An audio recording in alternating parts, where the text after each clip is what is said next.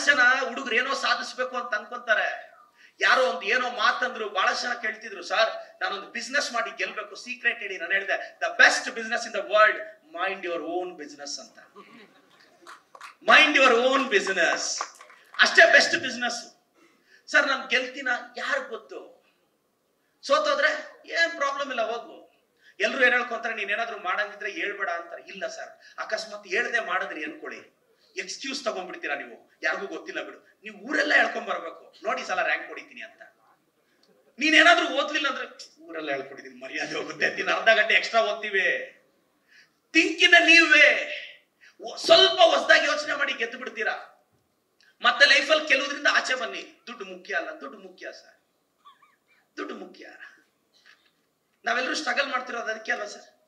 ದುಡ್ಡು ಮುಖ್ಯ. ಇಲ್ಲ ಕ್ವಾಲಿಫಿಕೇಶನ್ ಅದು ಇದು, ಓಕೆ ಸೂಪರ್. ಈಗ ಇದು ಮುಗಿಸ್ಕೊಂಡ್ ಮೇಲೆ ಅಲ್ಲಿ ಸರ್ಕಲ್ ಒಂದು ಹೋಟ್ಲ್ ಇದೆ, ಹೋಗ್ಬಿಟ್ಟು ಒಂದು ರೈಸ್ ಬಾತ್ ಹೇಳಿ, ಒಂದೊಡೆ ರೈಸ್ ಬಾತ್ ಹೇಳಿ ಕೊಟ್ಮೇಲೆ, ನಾನು 10th ಸ್ಟೇಟ್ ಟಾಪರ್ ಸರ್ ಅನ್ನಿ, 30 ರೂಪಾಯಿ ಕೊಡಪ್ಪ ಅಂತಾರೆ. ಸರ್ ನಾನು PUC ಸ್ಟೇಟ್ ಟಾಪರ್ ಅನ್ನಿ, 30 ರೂಪಾಯಿ ಕೊಡು ಅಂತಾರೆ. ಸರ್ ನನ್ನ CET ಆಲ್ ಇಂಡಿಯಾ ಟಾಪರ್, 30 ರೂಪಾಯಿ ಕೊಡಲೇ ಅಂತಾರೆ. ಅಲ್ವಾ? ಕರ್ನಾಟಕ ಕರೆಕ್ಟ್ ಅಪ್ಪ, ಗುಡ್. ಪರವಾಗಿಲ್ಲ, ಓದ್ಕೊಂಡಿದ್ಯಾ, ಗ್ರೇಟ್. ನೋಡಿ, ಈ ತರ ನಾನು ಆಲ್ ಇಂಡಿಯಾ ಟಾಪರ್ ಸರ್ ಅಂತ ಹೇಳಿದ ತಕ್ಷಣ ಅವ್ರು ಯಾರು ಕೇಳಲ್ಲ, 30 ರೂಪಾಯಿ. ಇದ್ರ ಅರ್ಥ ನಾವು ಅದಕ್ಕಿಂತ ಕಡಿಮೆ ಅಂತಲ್ಲ. ನಾನು ಬಹಳ ಸಲ ನಿಮ್ಗೆ ಹೇಳ್ಕೊಡೋದು ಇಷ್ಟೇ ಸರ್, ಚೆನ್ನಾಗಿ ಓದಿ.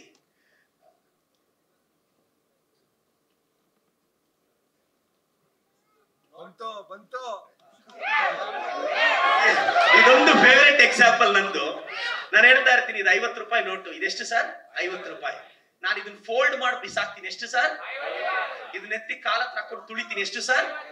ಇದನ್ನ ಬಿಸಾಕಿದ್ರು, ಫೋಲ್ಡ್ ಮಾಡಿದ್ರು, ಅರ್ಧ ಹಾಕಿದ್ರು, ಇದ್ರ ವ್ಯಾಲ್ಯೂವೇ ಯಾವನು ಕಡಿಮೆ ಮಾಡಕ್ ಆಗ್ತಿಲ್ಲ. ನಿಮ್ ವ್ಯಾಲ್ಯೂ ಯಾವನ್ ಸರ್ ಕಡಿಮೆ ಮಾಡ್ತಾರೆ? This is what you should believe. ಅಣ್ಣ ಇದು ಇಟ್ಕೊಂತೀನಿ, ನೀವು ಕೊಟ್ರೆ ಅದೃಷ್ಟ.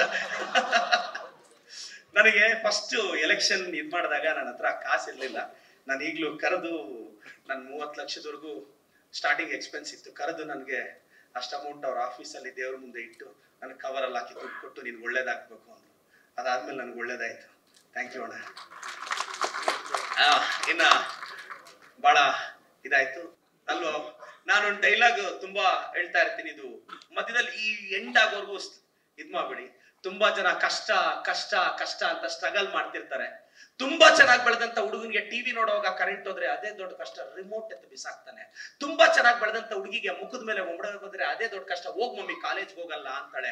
ವಯಸ್ಸಿಗೆ ಬಂದಿರೋ ಹುಡುಗಿಗೆ ಮದುವೆಗೆ ಹೋಗೋಣ ರೆಡಿ ಆಗಮ್ಮ ಅಂದ್ರೆ ಸ್ಯಾರಿಗೆ ಬ್ಲೌಸ್ ಮ್ಯಾಚ್ ಆಗಲ್ಲ ಅಂದ್ರೆ ಅವಳಿಗೆ ಅದೇ ದೊಡ್ಡ ಕಷ್ಟ. 90% ಬರೋ ಮಗ 60% ಬಂದ ಅಂದ್ರೆ ಅವ್ರ ಅಪ್ಪನ್ಗೆ ಅದೇ ದೊಡ್ಡ ಕಷ್ಟ. ಇಂಟೆನ್ಗೆ ಬಾಯ್ ಫ್ರೆಂಡ್ ಮೆಸೇಜ್ ಬರ್ಲಿಲ್ಲ ಅಂದ್ರೆ ಬೆಳಗ್ ನಿಂತಿರೋ ಹುಡುಗಿಗೆ ಅದೇ ದೊಡ್ಡ ಕಷ್ಟ. ಇಷ್ಟಪಟ್ಟು ಹುಡುಗಿ ಮತ್ತೊಬ್ಬನ ಜೊತೆ ಸಲಿಗೆಯಿಂದ ಮಾತಾಡಿದ್ರೆ ಬೆಳಗ್ ನಿಂತಿರೋ ಹುಡುಗನಿಗೆ ಅದೇ ದೊಡ್ಡ ಕಷ್ಟ. ಕಷ್ಟ ಅಂದ್ರೆ ಯಾವ್ದು ಗೊತ್ತಾ? ತುಂಬಾ ಚೆನ್ನಾಗಿ ಬೆಳೆದಂತ ಹುಡುಗನ್ಗೆ ಟಿವಿ ನೋಡುವಾಗ ಕರೆಂಟ್ ಹೋಯ್ತು, ರಿಮೋಟ್ ಎತ್ತು ಬಿಸಾಕ್ತಾನೆ ನೋಡಿ. ಅವ್ನ್ ಒಂದೇ ಒಂದ್ಸಲ ಕರೆಂಟ್ ಕಂಬ ಹತ್ತಿ ಶಾಕ್ ತಿಂದು ಸತ್ತೋಗಿರೋ ಲೈನ್ ಮ್ಯಾನ್ ಮಗನ್ ಕಷ್ಟ ತೋರಿಸಿ, ಮಗನೇ ಅವಂದಲೇ ಕಷ್ಟ ನಿಂದಲ್ಲ ಅಂತ. ಮುಖದ ಮೇಲೆ ಮೊಡವೆ ಬಂತು ಅಂತ ಕಾಲೇಜ್ಗೆ ಹೋಗಲ್ಲ ಅಂತ ಕೋಪ ಮಾಡ್ಕೊಳ್ತಕ್ಕಂಥ ಕಾಲೇಜಿನ ಹುಡುಗಿಗೆ ಆಸಿಡ್ ಹಾಕ್ಸ್ಕೊಂಡು 4 ಗೋಡೆಗಳ ಮಧ್ಯೆ ನರಳುತ್ತಿರೋ ನತದೃಷ್ಟ ಬದುಕು ತೋರಿಸಿ ಅವಳದಮ್ಮ ಕಷ್ಟ ನಿಂದಲ್ಲ ಅಂತ. ಸ್ಯಾರಿಗೆ ಬ್ಲೌಸ್ ಮ್ಯಾಚ್ ಆಗ್ಲಿಲ್ಲ, ನಾನು ಮದುವೆಗೆ ಬರಲ್ಲ ಅಂತ ಕಣ್ಣೀರ್ ಹಾಕೋ ಹುಡುಗಿಗೆ ಹಳ್ಳಿಗಳ ಕಡೆ ಹೆರಿಗೆ ಟೈಮಲ್ಲಿ ಸರ್ಕಾರಿ ಆಸ್ಪತ್ರೆ ಜನರಲ್ ವಾರ್ಡ್ಗಳಲ್ಲಿ ಅವರ್ಸ್ ಟುಗೆದರ್ ಹೆರಿಗೆ ನೋವು ಅನುಭವಿಸ್ತಕ್ಕಂಥ ಬಡ ಕುಟುಂಬದ ಹೆಣ್ಣು ಮಗಳ ನೋವನ್ನ ತೋರಿಸಿ ಅವಳದು ಕಷ್ಟ ನಿಂದಲ್ಲ ಅಂತ.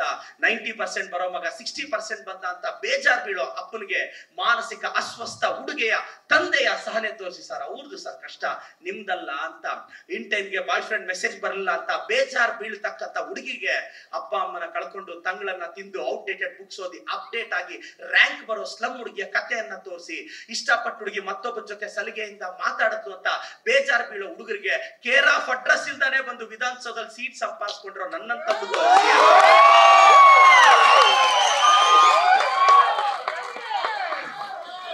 ಎಲ್ರಿಗೂ ಒಳ್ಳೇದಾಗಬೇಕು.